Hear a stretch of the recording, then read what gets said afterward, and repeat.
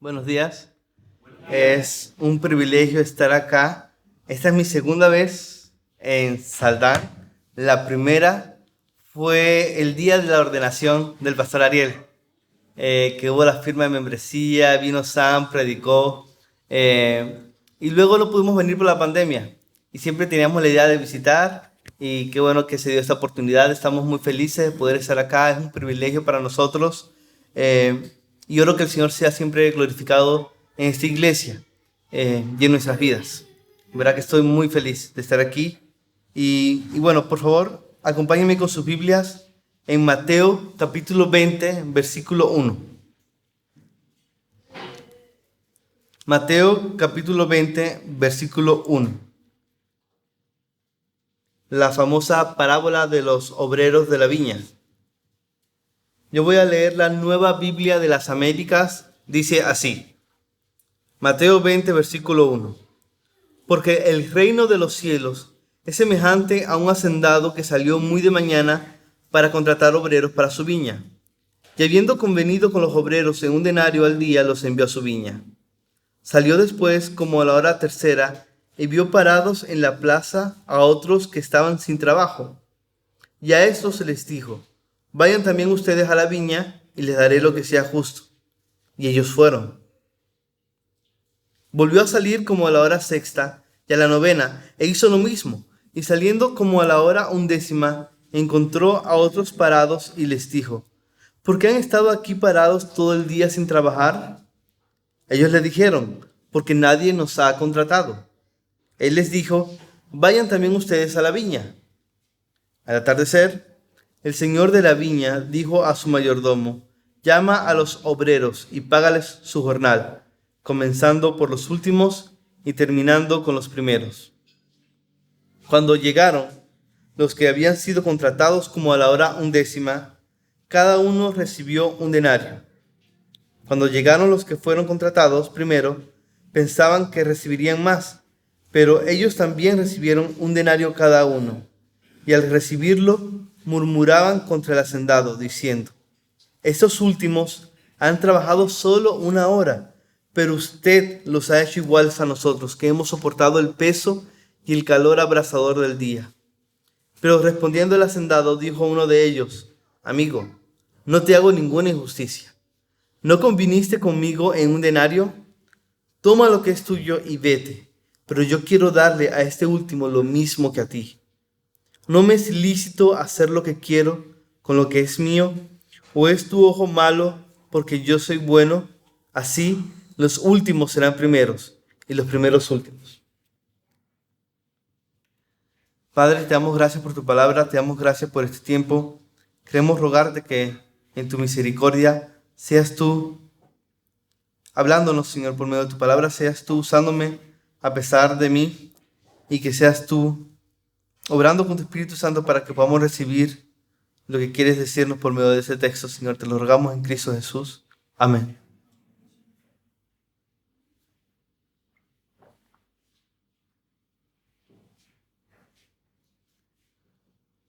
En una ocasión, hace varias décadas atrás, se reunieron en Londres pensadores de distintas partes del mundo para conversar acerca de religiones, para compararlas y ver qué hacía única a cada religión.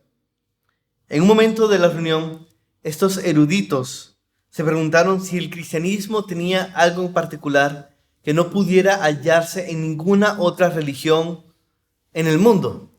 Y algunos decían que era la encarnación y otros que la resurrección, pero en el salón no se terminaban de poner de acuerdo porque hay relatos de encarnaciones y resurrecciones en otras religiones.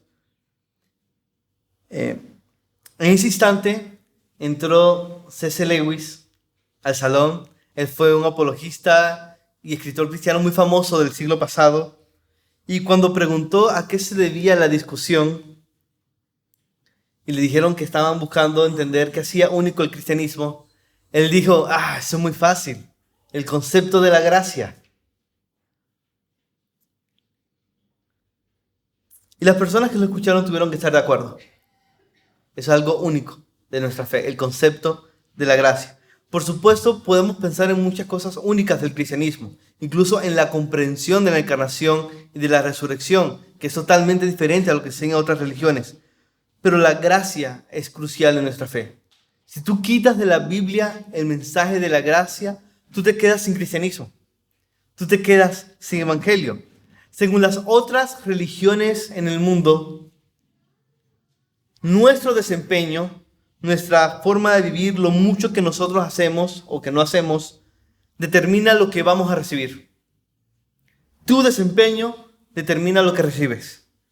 Pero solo en el cristianismo, lo que yo recibo del Dios verdadero no tiene que ver con mi desempeño. La gracia es cuando Dios nos da por amor lo que tú y yo no merecemos. Y la parábola que vemos hoy en Mateo 20 trata sobre esto. Y fue dicha en un contexto en el que necesitamos enfocarnos para entender realmente lo que Jesús está diciendo aquí. Es importante entender que el propósito de las parábolas de Jesús no era simplemente ilustrar una lección. El propósito, y se puede decir que incluso era el propósito principal de las parábolas, era confrontar a los incrédulos. Y sus discípulos sabían que ese era el propósito de las parábolas del Maestro. Él dijo en Lucas 8, versículo 10, a ustedes, hablando a los discípulos, se les ha concedido conocer los misterios del reino, pero a los demás les hablo en parábolas para que viendo no vean y oyendo no entiendan. Porque los incrédulos, como rechazaban a Jesús, no prestaban mucha atención a lo que él decía y pasaban por alto la enseñanza. Era una forma de juicio. El propósito de las parábolas era confrontar la incredulidad de los incrédulos. Sin embargo, algo muy llamativo aquí es que la parábola que Jesús dice aquí no la dirige a los incrédulos, la dirige a sus propios discípulos. En otras palabras, esta historia está diseñada, mejor dicho, para confrontar no solamente a los de afuera, sino a los que están adentro, al círculo de seguidores de Jesús. Ahora bien, antes de entrar en la parábola, vamos a ver un poco el contexto. Si tú miras Mateo 19, versículo 27 al 30, hay un intercambio muy interesante entre Jesús y Pedro. En los versículos anteriores, nosotros conseguimos que Jesús confronta a un joven rico que no estaba dispuesto a abandonar sus riquezas con tal de seguir a Cristo. Entonces Pedro le dice a Jesús en el versículo 27, Mateo 19, 27, le dice Pedro, mira, nosotros lo hemos dejado todo y te hemos seguido. ¿Qué pues recibiremos? En otras palabras, Jesús, ¿qué nos vas a dar por todo esto que hemos hecho, por todo este sacrificio de dejarlo todo por ti? Nosotros hicimos lo que ese joven rico no hizo. ¿Qué nos vas a dar? Pedro en este momento no entendía que Jesús es mejor que los regalos de Jesús. Y sin embargo, Jesús responde a sus discípulos diciéndoles que cualquier cosa que ellos hayan dejado por seguirlo a Él no se compara a las bendiciones que van a recibir. Les dice que ellos, los apóstoles, tendrán posiciones exaltadas para juzgar a las tribus de Israel y que todo discípulo de Él va a encontrar en la familia de la fe mucho más de lo que dejó atrás.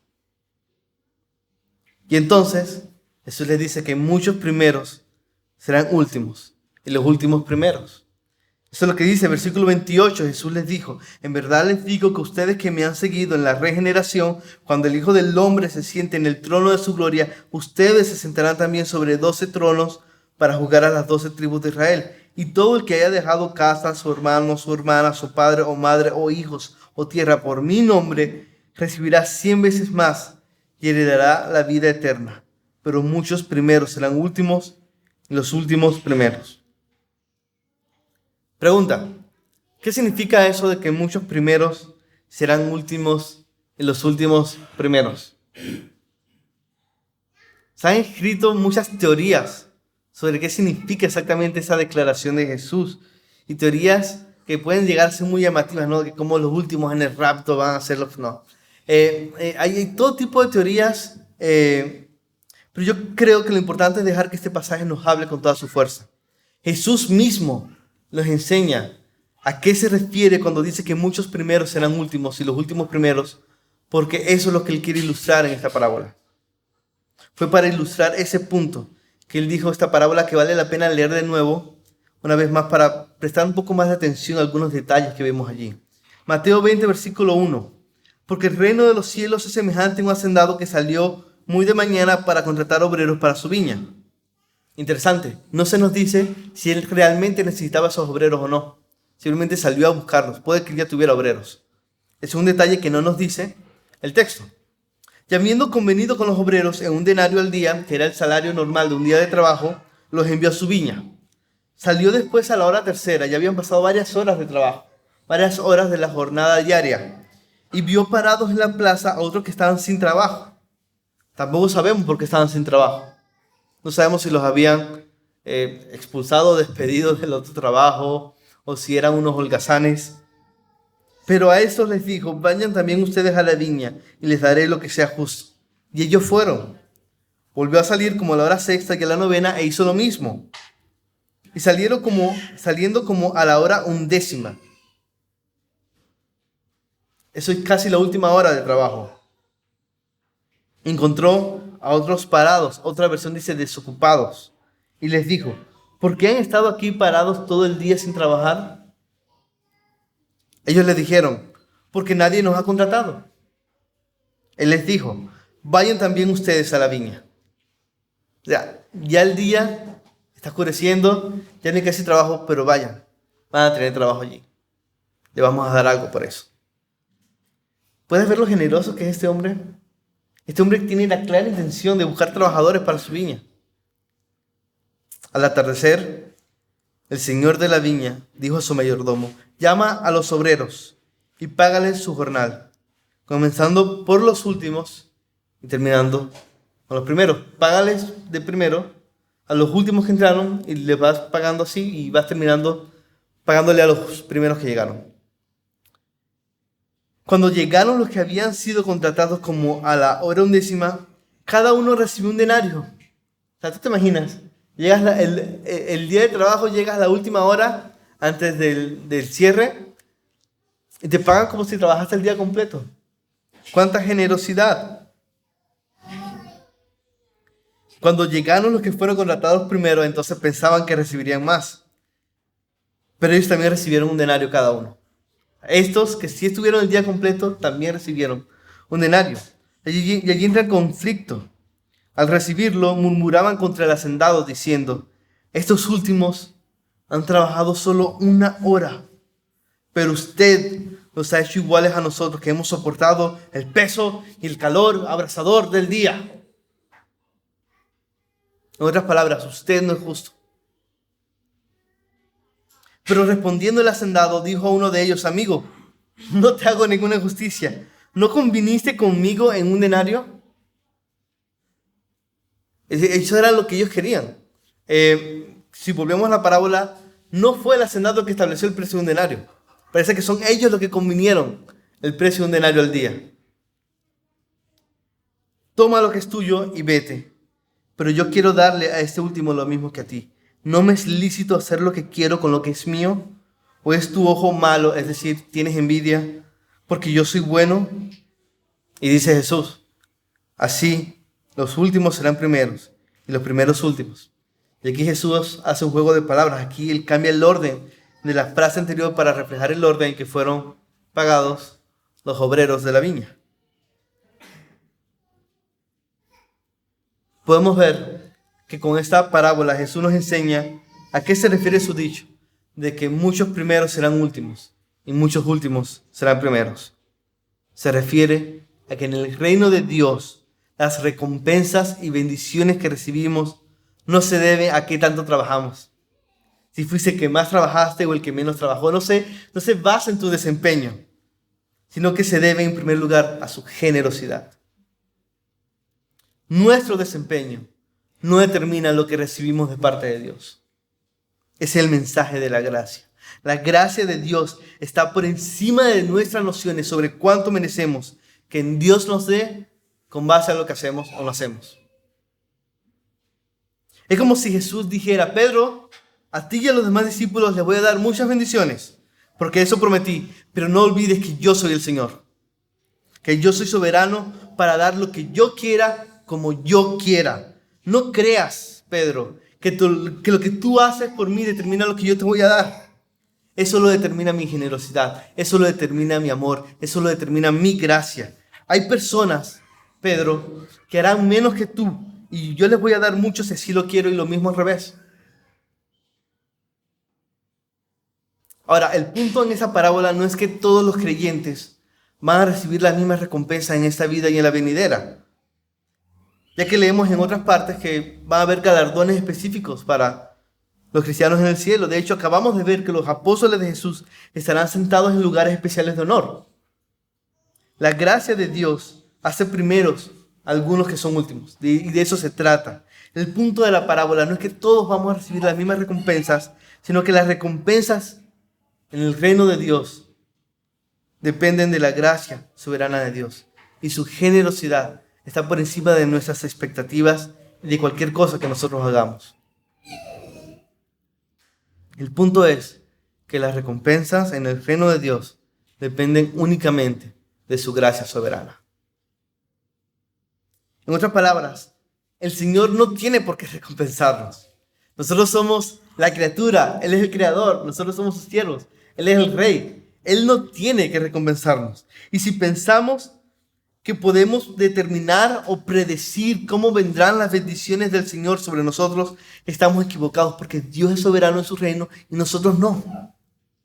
De hecho, Jesús dijo en Lucas capítulo 10, versículo 17, Él dice así: así también ustedes, cuando hayan hecho todo lo que se les ha ordenado, digan: siervos inútiles somos, hemos hecho solo lo que debíamos haber hecho. Dios es Dios, nosotros no. Las bendiciones que Dios nos da al dejarlo todo para seguirlo a Él dependen de su gracia. Ahora bien, hay dos cosas que aprendemos aquí sobre la gracia de Dios y que los discípulos necesitan entender y nosotros también. Primero, que la gracia de Dios es soberana. Piensa por un momento, ¿por qué Dios espera hasta la última hora para llamar a algunos a la salvación y a servir en su reino? ¿Por qué Dios espera en algunos casos hasta la última hora? No lo sabemos. Y la parábola no nos dice nada sobre eso. Pero sí vemos que desde el punto de vista celestial, Dios es soberano. Porque Dios es el que sale y busca a las personas. Él decide cuándo llamar a las personas. Y no solo eso, sino que también decide cuánto darles. En el versículo 15 dice: ¿no me es lícito hacer lo que quiero con lo que es mío?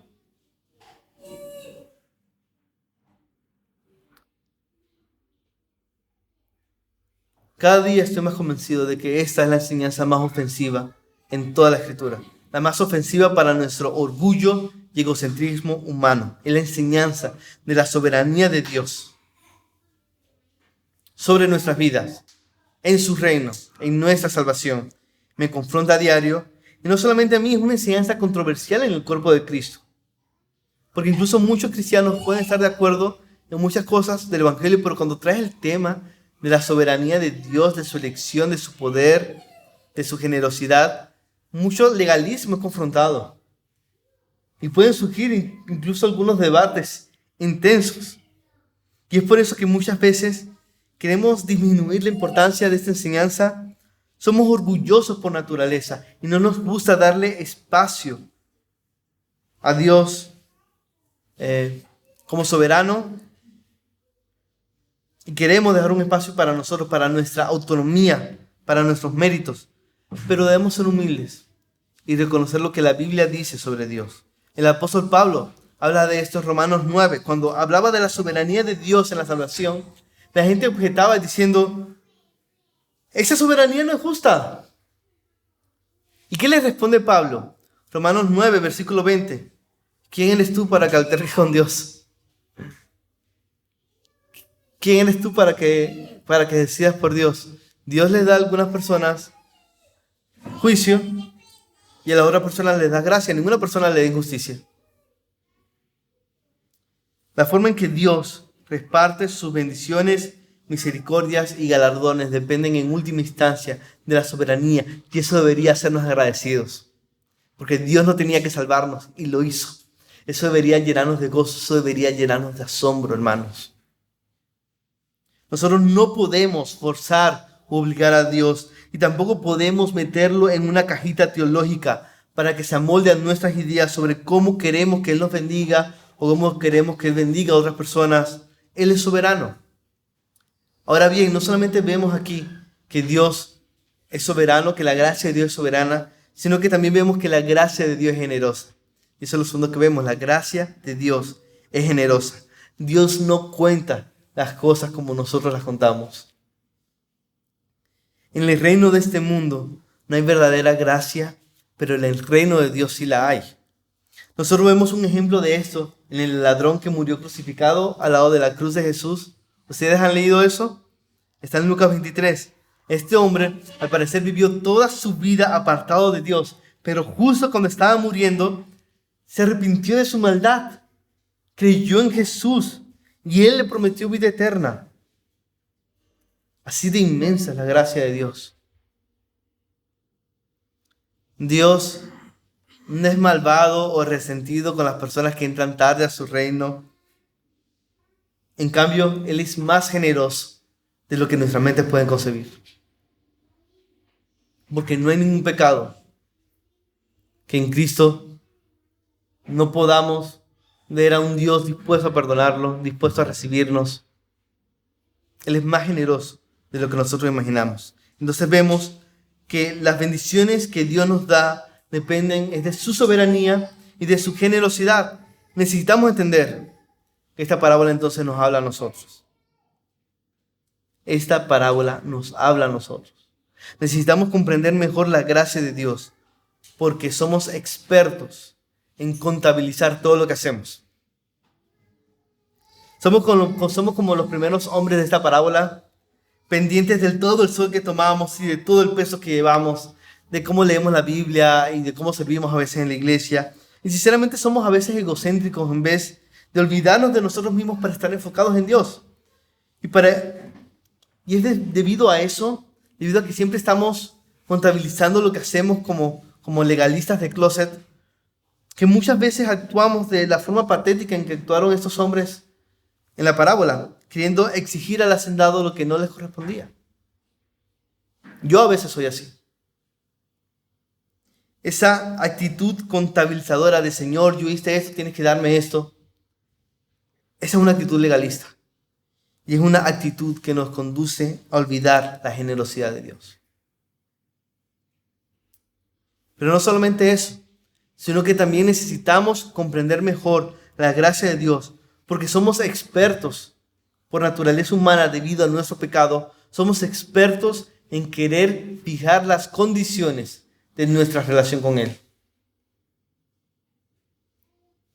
Leemos en esta parábola que los primeros hombres habían acordado con el hacendado el salario de un denario, pero no vemos precisamente que haya sido el hacendado el que haya establecido ese pago. De hecho, en las otras veces que salió a buscar trabajadores a su viña, él nunca les dijo de antemano cuánto les iba a pagar. Este hacendado tenía la clara intención de ser generoso, más generoso de lo que los trabajadores esperaban. Es muy probable que si los primeros trabajadores no hubieran acordado nada con el hacendado, este hombre generoso les hubiera dado mucho más. En otras palabras, con esto Jesús le quiere decir a Pedro, le quiere decir a sus discípulos y nos quiere decir a nosotros lo siguiente. ¿Estás seguro de que quieres fijar cuánto quieres recibir de parte de Dios? ¿Estás seguro de que tú quieres escoger cómo yo te voy a bendecir? Hermanos, siempre es más sabio que Dios escoja. Los planes de Dios siempre son mejores que los nuestros. Hermanos, si la gracia de Dios es soberana, si la gracia de Dios es generosa, ¿no es mejor descansar en su bondad y esperar lo que sea que Él quiera darnos? ¿No es mejor confiar en su generosidad en vez de ser ambiciosos cuando seguramente Dios quiere darnos incluso más de lo que estamos dispuestos a pedir? Romanos 8:32, el que no escatimó a su propio Hijo, sino que lo entregó por nosotros, ¿cómo no nos va a dar con Él todas las cosas? Esto es algo que también Pablo aborda en Efesios 3:20. Él dice así: Y aquel que es poderoso para hacer todo mucho más abundantemente de lo que pedimos o entendemos, según el poder que obra en nosotros, Él sea la gloria en la iglesia y en Cristo, por todas las generaciones, por los siglos de los siglos. Amén. Martin Lloyd Jones, él fue un gran predicador del siglo pasado, y al predicar este pasaje, él decía que si comenzamos a regatear con Dios, a ver cómo hacer negocios con Dios y regatear con Él, lo más seguro es que solo consigamos lo que queramos, más nada. No tratemos de fijar las condiciones de nuestra relación con Dios. Además de todo esto, también necesitamos comprender mejor la gracia de Dios, porque somos expertos en compararnos con otros. ¿No te ha pasado? A mí me pasa mucho. Por eso necesito volver a este texto que confronta mi vida.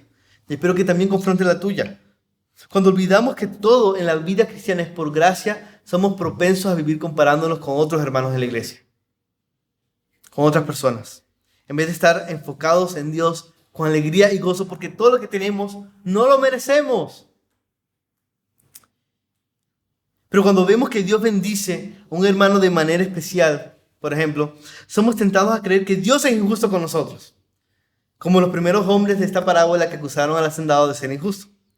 Presta atención a esto. Si el hacendado de la parábola hubiera pagado primero a los que trabajaron primero y estos se hubieran ido y luego hubiera pagado a los últimos, los primeros no hubieran sabido cuánto recibían los últimos y no hubiese ningún problema.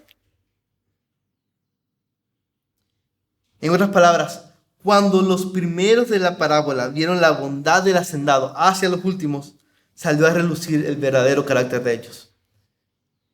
Y nuestro carácter muchas veces sale a reducir cuando Dios bendice a otras personas en la iglesia, de una forma que quisiéramos que nos bendijera también a nosotros. A veces solo basta con que Dios bendiga aparentemente a un hermano más que a mí, para que entonces salga a relucir el espíritu orgulloso, ambicioso de mi corazón. Y al diablo le encanta eso. Al diablo le encanta que nos comparemos con otros y que dudemos de la justicia de Dios. El diablo viene y nos dice, mira todo lo que hiciste en el 2022 y cómo estás terminando el año. Todavía Dios no responde tus oraciones por aquello que quieres. Y mira, aquel otro cristiano que es nuevo en la iglesia, que no lee mucha Biblia, que no ora mucho, que no sirve mucho, mira cómo Dios los bendice mucho. Eso es lo que hace el enemigo. Llevarte a comparar, llevarte a dudar de la justicia y de la generosidad de Dios. Y cuando olvidamos entonces la gracia de Dios, nos volvemos murmuradores en nuestros corazones, en la iglesia. En vez de alegrarnos por todo lo que Dios nos ha dado y no merecemos, y también alegrarnos por lo que dan nuestros hermanos en la fe. Ahora bien, volvamos con los discípulos cuando escucharon esta parábola. ¿Cómo crees que reaccionaron? Uno esperaría que luego fueran más humildes, ¿no? Luego de este regaño de Jesús, esta parábola del maestro. Pero cuando tú lees los evangelios, tú te das cuenta que los discípulos siguieron siendo muy tercos y lentos para aprender. Por ejemplo, en Juan 13, Jesús, la noche antes de la crucifixión, los discípulos estaban peleando por quién iba a ser el más grande. O sea, ¿podemos creer eso? Son muy parecidos a nosotros. Así de tercos eran estos hombres. Pero todo esto cambió más adelante, cuando comprendieron mejor el costo de la gracia de Dios sobre sus vidas. Porque sí, la gracia de Dios es gratis para nosotros, pero es porque tiene un costo.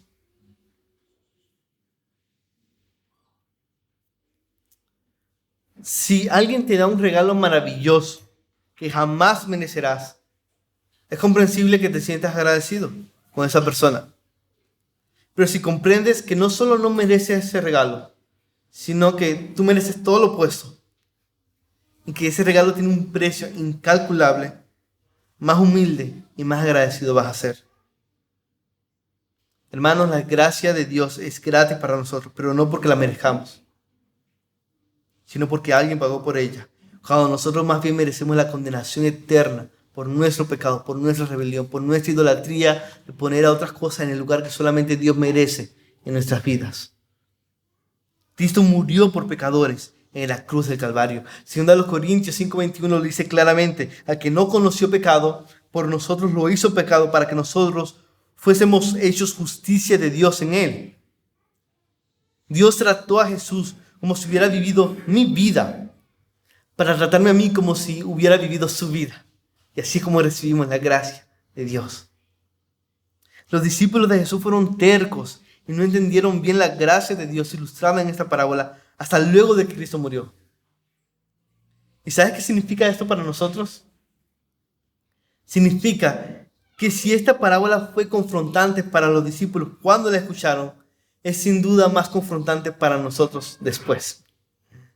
Porque hoy tú y yo tenemos una visión más clara del Evangelio que la que tenían los discípulos cuando escucharon esta parábola, porque no habían visto a Cristo sangrar en la cruz por nosotros, porque no habían visto la agonía del Getsemaní, porque no habían visto el cielo cubierto de tinieblas a pleno mediodía, mientras el Hijo de Dios decía: Dios mío, ¿por qué me has abandonado? Porque Él fue abandonado en la cruz por ti y por mí, para que tú y yo nunca tengamos que hacerlo. Hermanos, hoy tenemos menos excusas que los discípulos en este momento de la parábola para no descansar en la gracia de Dios. No tenemos excusas.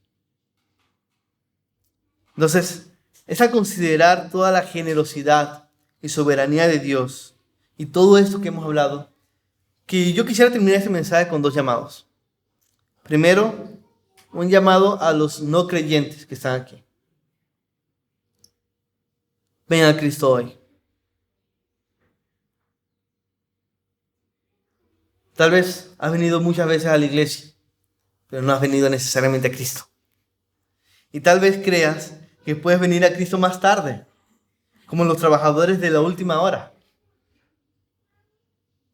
arrepintiéndote en el último momento, como el ladrón en la cruz. Yo conozco a mucha gente que me ha dicho: después cuando me esté muriendo, o más tarde. Estoy tan ocupado con mi trabajo, con los quehaceres, no tengo tiempo para ir a la iglesia, no tengo tiempo para escuchar el Evangelio. Yo he escuchado esas cosas. Y yo sé que seguramente ustedes también. Y yo sé que posiblemente hayan personas así aquí. Y quiero decirte: ven a Cristo. Ven a Cristo. Si piensas que puedes venir más tarde, tú no has entendido la urgencia con la que necesitas la gracia de Dios. J.C. Riley, un pastor de hace mucho tiempo, él dijo lo siguiente: un ladrón en la cruz fue salvado para que nadie pierda la esperanza, pero solo uno, para que nadie se haga vanas ilusiones. Una confianza errónea en esas palabras, la hora undécima, ha supuesto la perdición de miles de almas. Fin de la cita. El punto de esta parábola es que las bendiciones de Dios dependen de su gracia. No que puedes venir a Cristo mañana u otro día. Cristo te llama hoy. Tú no tienes el mañana asegurado. Ven a Cristo ahora y tendrás tus pecados perdonados. Ven a Cristo ahora y tendrás vida eterna. Ven a Cristo ahora y seas asombrado por la gracia y el amor de un Dios mucho más generoso de lo que tú puedes imaginar. Pero en segundo lugar, es oportuno hacer un llamado también a los que ya somos creyentes. Piensa por un momento, ¿cuál es el mensaje que más necesitan los cristianos, los creyentes?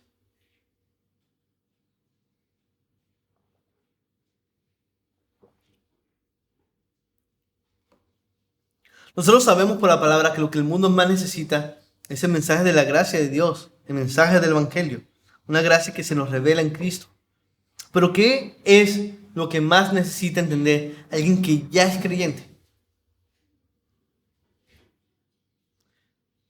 Nosotros vivimos en una época en la que hemos visto el concepto de la gracia de Dios como algo que es solamente para la escuela dominical, el curso de nuevos creyentes o los no creyentes. Tenemos la mentalidad muchas veces de que hablar sobre la gracia de Dios no es para cristianos maduros, sino solo para los que están comenzando. Pensamos que una vez que ya entendemos el Evangelio y la gracia de Dios, entonces podemos pasar a otros temas más profundos. Escatología, dones espirituales, los pactos, la teología bíblica. Todo eso está en la Biblia, todo eso debemos estudiarlo. Eso es maravilloso, pero hermanos, nada es más profundo que el Evangelio.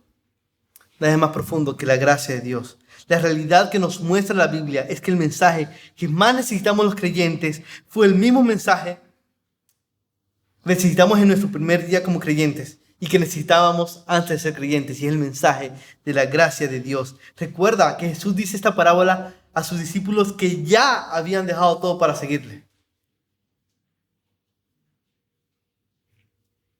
Jesús no refuta a Pedro. Jesús no le dice, no, Pedro, no dejaste nada. Pedro y los discípulos, y tú y yo, si hemos creído el Evangelio, hemos dejado muchas cosas atrás. Y precisamente cuando recordamos eso, y estamos pendientes de cuánto hacemos y de cómo estamos viviendo, podemos caer en una forma de legalismo muy sutil, incluso si decimos tener una sana doctrina.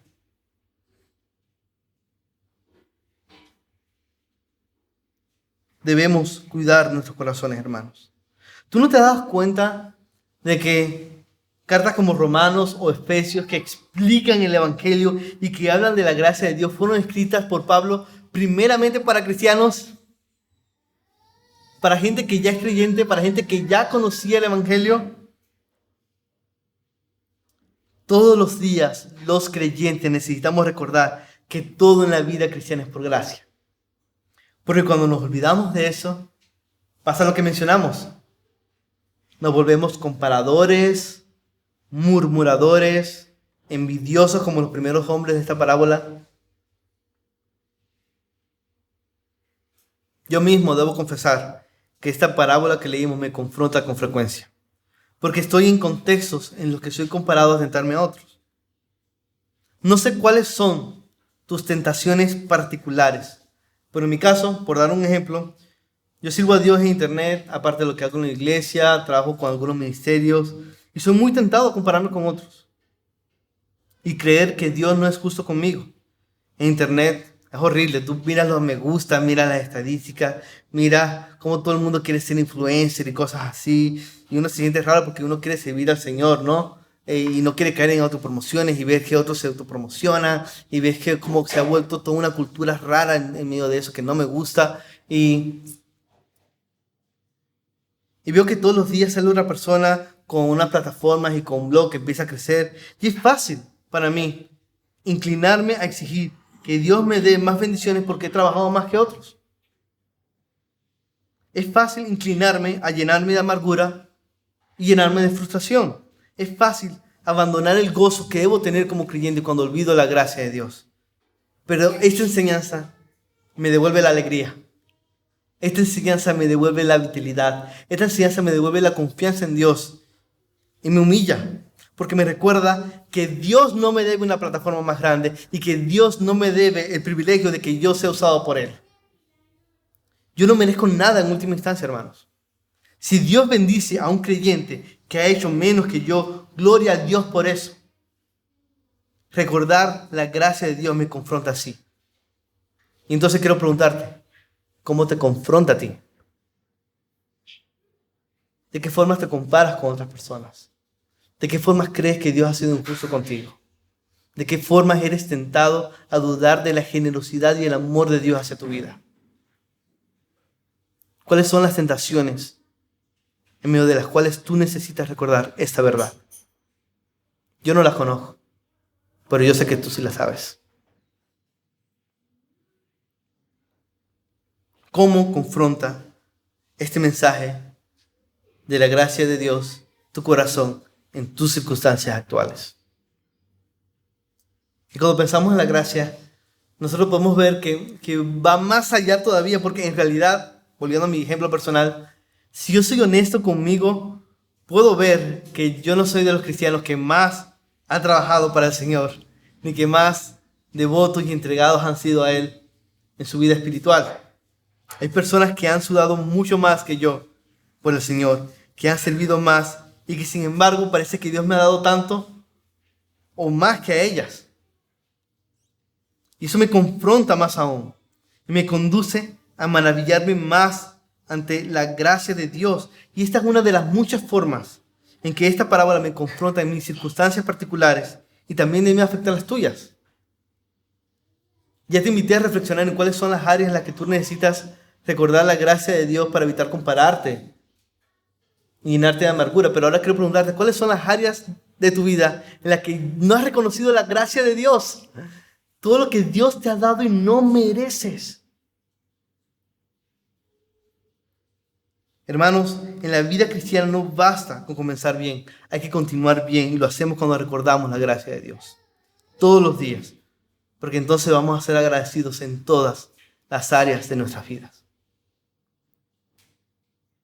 Y ahora que termina el año, que muchos hacemos una introspección de cómo nos fue el año y que vamos a hacer muchos planes para el próximo año, es bueno recordar esto, que Dios es soberano, que Él es generoso y que ha sido el Señor quien por su gracia nos ha traído hasta aquí. Cuando te encuentres con alguien en la iglesia que tenga mejores dones que tú, lo que te va a guardar de la envidia y te llenará de gozo será lo mismo que te llenó de gozo en tu primer día como creyente: la gracia soberana de Dios.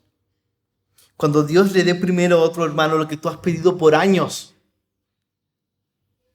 lo que te guardará de la amargura será lo mismo que te llenó de gozo en tu primer día como creyente: la gracia soberana de Dios. Cuando te dejes llevar por cualquier clase de codicia, por cualquier forma de ambición personal, lo que te traerá de nuevo a vivir con humildad y arrepentimiento será lo mismo que te llevó a vivir con humildad, lo mismo que te hizo sentir pequeño y lleno de asombro en tu primer día como creyente: la gracia soberana de Dios. Cuando estés mirándote demasiado a ti mismo y todo lo que haces, y midiendo tu desempeño, lo que te confrontará y te guardará de convertirte en un legalista será lo mismo que te confrontó en tu primer día como creyente, lo mismo que te hizo ver que tú no puedes ser salvo ni merecer cosas por tus obras: la gracia soberana de Dios. Y cuando estés en tu último día como creyente, cuando estés a punto de partir con el Señor y te des cuenta de lo poco que verdad hiciste para Él y para su reino a lo largo de toda tu vida, lo poco que lo amaste, lo poco que serviste en la iglesia, cuando te des cuenta de cómo en realidad todo este tiempo tú fuiste como los últimos trabajadores de la viña, como los llamados a última hora, lo que te dará consuelo a pesar de tus pecados y a pesar de lo mucho que pudiste hacer y no hiciste, lo que te dará consuelo, lo que te dará esperanza, lo que te dará alegría. En esa hora será lo mismo que te alegró y te consoló en tu primer día como creyente: la gracia soberana de Dios. Hermanos, la vida cristiana consiste en gracia sobre gracia, sobre gracia, sobre gracia. Que el Señor nos conceda alegrarnos por eso. Padre, te damos gracias, Señor, por tu palabra. Te damos gracias por cómo tú confrontas nuestras vidas, Señor. Y ahora que cierra el año, Señor, concédenos recordar que ha sido tu gracia lo que nos ha guardado hasta acá, Señor. Que ha sido tu gracia lo que nos ha bendecido, Señor. Y que siempre eres más soberano y generoso de lo que imaginamos, como mostraste el entregar a tu Hijo por nosotros. Ayúdanos a gozarnos en esta verdad, Señor, y a vivir vidas que reflejen una comprensión de tu amor. Guarda nuestros corazones, Señor, de toda envidia, de toda murmuración contra ti, contra nuestros hermanos, Señor. Y ayúdanos, Señor, a caminar con gozo, maravillados de todo lo que tenemos y que no merecemos. En Cristo Jesús. Amén.